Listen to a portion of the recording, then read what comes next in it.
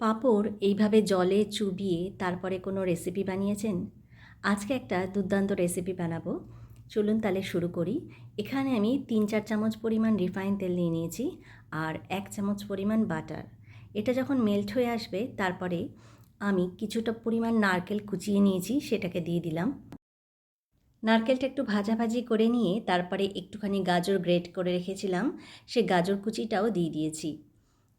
দুটো আলু একদম ছোট ছোট পিস করে কেটে নিয়েছি, সেই আলুটাকে দিয়ে দিচ্ছি। এই সবগুলোকে দিয়ে ভালো মতো ভেজে নিতে হবে। এই জন্য একটু মিডিয়াম টু লো হিটে একটু বেশ খানিকক্ষণ সময় ধরে এটাকে ভাজতে হবে। একটু নুন দিচ্ছি স্বাদের জন্য, একদম সামান্য পরিমাণে নুন দেবেন যেহেতু বাটানের মধ্যে নুন থাকে। একটু নাড়াচাড়া করে একটা ঢাকনা দিয়ে একদম লো ফ্লেমে এটাকে ভাজতে হবে।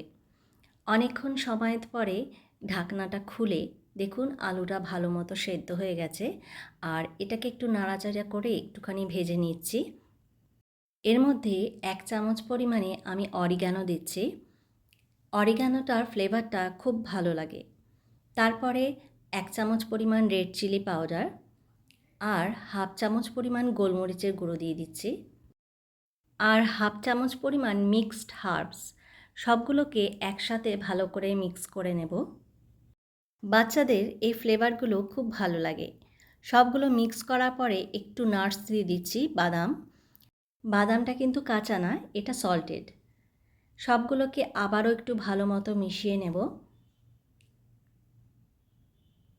এরপর একটা বাটি নিয়ে নেব, তার মধ্যে আমি ৩ চামচ পরিমাণ বেসন নিয়ে নেব। এই বেসনটাকে দিয়ে একটা ব্যাটার বানাতে হবে। অল্প একটুখানি জল দিয়ে ভালো করে মিক্স করে নেব।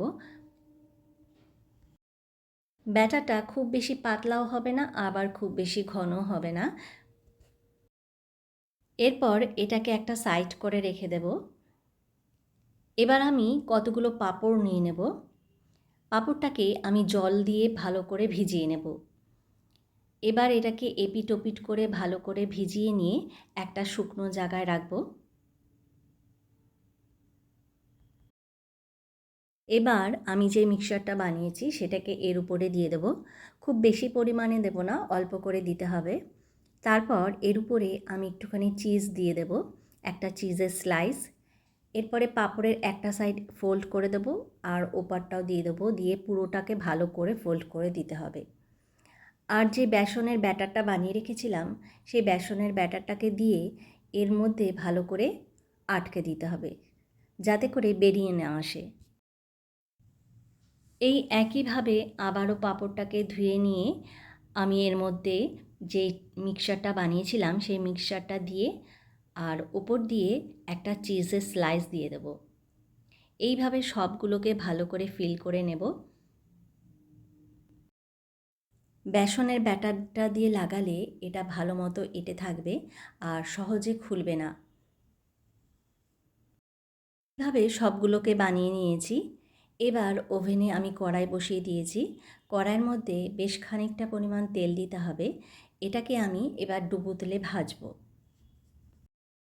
দেখুন আমার সবগুলো বানানো হয়ে গেছে।